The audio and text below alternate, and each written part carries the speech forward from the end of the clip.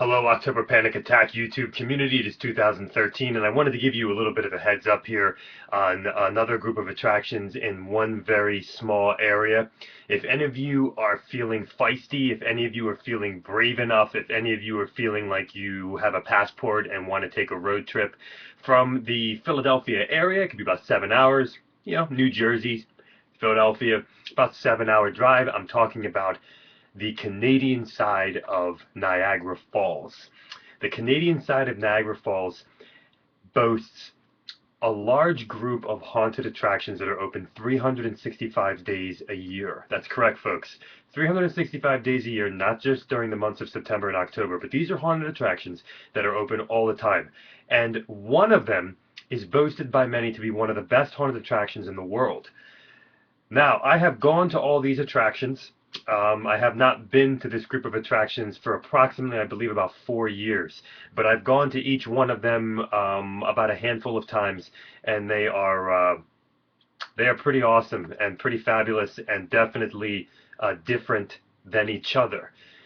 So I'm going to leave some information on this video just about these attractions. Unfortunately, not all these attractions have YouTube or have websites, so you're not going to be able to look them up and things like that. But there are a group of attractions here that are really, really unique, really special, and Canada has their own rules. In the States, people have been touching a lot more and stuff like that. Originally, Canada was the place where you would get grabbed and touched, but it seems to be happening a lot more in in the Philadelphia and New Jersey areas, as you know. But some of the attractions that are there, you have the House of Frankenstein, and just real quick, the House of Frankenstein is the type of place that has a really nostalgic Wildwood Boardwalk type of vibe, but mixed with, kind of pretty brutal actors and things like that. You might even find a mirror maze in there and some really cool effects and a really, really awesome atmosphere in there, even involving the original Frankenstein film.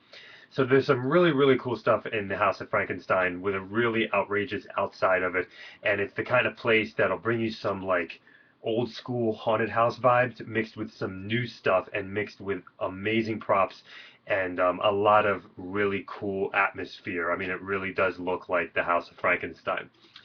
Next up, you have Dracula's Haunted Castle. Dracula's Haunted Castle is one of those attractions that has levels. I've never really seen this before. You go in and you tell them what level you want to go to. Okay, so basically you could go to the most hardcore level and it'll be much scarier than the bottom level. They incorporate live actors, they incorporate pitch blackness, psychological terror mixed with their title, a gothic Dracula type of castle. So really unique. You got the Haunted House. Simply put, the Haunted House. The Haunted House is 100% retro, old school attraction. All animatronic props, really cool retro vintage animatronic props, and it's the kind of place that'll bring you back to the old school days without the live actors, but with great, nostalgia, jump scares, cool props, cool atmospheres, cool rooms, the days before claustrophobia and the days before all the 3D props and all this like really, really wild stuff that we have today. The Haunted House will give you that really retro, vintagey type of awesome vibe. Next up, you have an attraction called Screamers, and Screamers, I believe, recently changed their name. And Screamers is a psychological haunted attraction, which means that it is primarily pitch black and works primarily off of psychological terror, imaginative terror, and it works off of I would say predominantly claustrophobia, the phobia of being enclosed in tight spaces. Screamers, like I said, I haven't been to these attractions for a few years now, but Screamers, I recall, had two parts to it. Part one was that attraction, and part two was a very rare type of attraction where as soon as you went in, they were not able to get you out. So if you freaked out, and one girl had a seizure there, if you freak out, they actually can't pull you out. You have to complete it. So they tell you ahead of time that if you're extremely claustrophobic, don't do Screamers Part 2. And Screamers Part 2 is probably one of the most claustrophobic things I've ever done. Extremely, extremely claustrophobic. Just imagine pitch black and having to hold your breath to get through the walls in a maze in the darkness. Yeah, it's pretty wild. Now, I don't know if that is still the way it is. I heard there are some changes to all these attractions, but at least I know that these attractions are there in one form or another.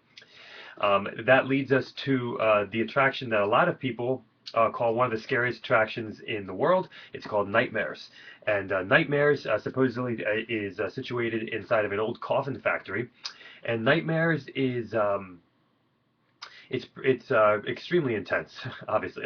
Nightmares and Screamers both have chicken lists outside the door, and they keep getting updated on a chalkboard because people are constantly bailing out of both of them. First time I went in the Screamers, I actually bailed out, and the first time I did Nightmares, I waited in the waiting room for 20 minutes in order to get in. I had to psych myself up. Nightmares is also psychological terror. It's completely pitch black, uses a very faint light type system. I don't want to say anything else, but it's very terrifying. It's psychological terror, and it is it's very, very dark, and it's very, very scary.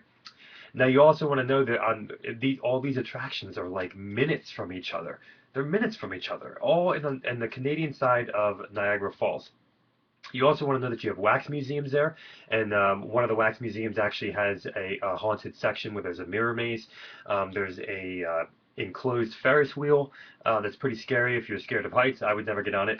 And but all these things are open all year round, and occasionally you might have some kind of physical rides there as well. But the Canadian side of Niagara Falls has a group of haunted attractions that are minutes from each other. I mean, you could literally walk to each one of them, and they're all there in the real touristy area, and they're different than the next one. Each one is different, and they are, it's awesome. They're open 365 days a year. How can you beat that? So, if you're feeling feisty, get your passport, drive 7 hours, fly, whatever. Go to the Canadian border, especially during the Halloween season. There is excitement to be had, and these are very interesting, unique, and diverse attractions that cover all the spectrum. And I would say that Nightmares and Screamers will be ones that really kind of push a lot of things that you might not incredibly be used to around these parts, right? So anyway, there it is, Little Niagara Falls, Canadian side. There's a group of haunted attractions there waiting for you to go if you'd like. And like I said, I haven't been there for about 4 years, so things could have changed. But I'll give you the websites that are available down below, and some of the names of the other places. Happy Halloween, everybody. Happy Halloween, even outside of the country. Yes. I'd say yes. Wait, did I push stop yet on this thing? That was extremely embarrassing because I was going to make this real dramatic ending and turn this way and say yes, and I didn't hit stop. Now I'm going to hit stop.